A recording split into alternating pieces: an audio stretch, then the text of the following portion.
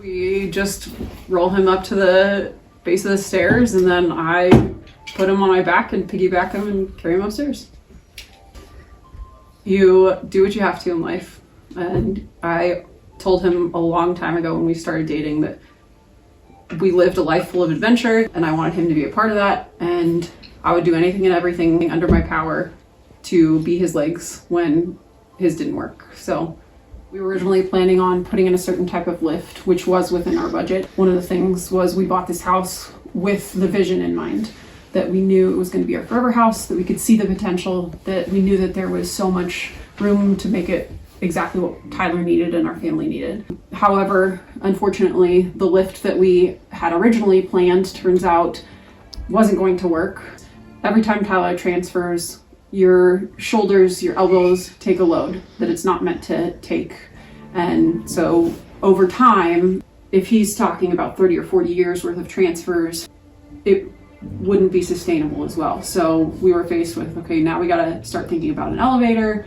And the reality is elevators are expensive. So it's something that had to happen, and we were gonna squeeze by, but have to withhold making the kitchen accessible for him, which again is not ideal, especially while I'm gone at work and he can't get into the fridge. Like, what kind of life is that for him or the boys? And to have to constantly ask our oldest son, hey, can you get this out of the fridge for me? He's an amazing boy, but he's 4. He doesn't deserve to have to do all of that all the time. We thankfully were connected with an amazing organization who actually helped us pay for the elevator. So we now can make the full home accessible and do all of the accessibility projects we need to make it so that I can leave for work for longer periods of time. Tyler can be safe at home with both of our boys, still get upstairs, still get into the shower and out of the shower by himself, not have to be carried upstairs anymore. We had a vision in our mind and we knew it was possible, but then a barrier was placed, and thankfully amazing, gracious, wonderful people came into our lives and were willing to help us make sure that we could still make this house exactly what Tyler needed.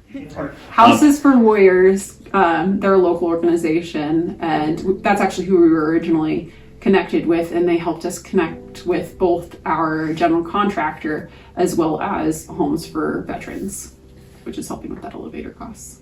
Because Tyler was wounded over in Afghanistan and his disability resulted in him using a wheelchair full time and having his paralysis be permanent, we qualify for, it's called a subsidized adaptive housing grant. So the VA will cover some of the portion of the money to make the home accessible for him because of his combat injuries. And then also being able to use a little bit of the money from the sale of our last house will help cover the rest of the needs. I was born and raised in Colorado, and after 9/11 I joined the Army and I served with the 173rd Airborne Brigade, and I was wounded in Afghanistan back in 2005 when I was shot a total of 4 times, and one of the bullets paralyzed me from the waist down and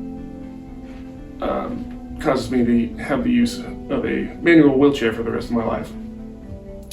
But I don't let that stop me. I do a lot of different adaptive sports. That's how we originally met, was through adaptive sports, and that changed my life in more ways than I could count. Difficult not to have a little bit of guilt there, and if I wasn't in the chair, that I wouldn't have to, she wouldn't have to do this. But then I remind myself that if I was never wounded in the first place, we would have never met. We wouldn't have our 2 boys. I try to keep that attitude and that mentality at the forefront. Just having a bunch of people show up that, just because they want to help, it renews your faith a bit, and you realize that there's a lot more good people out there than you realize.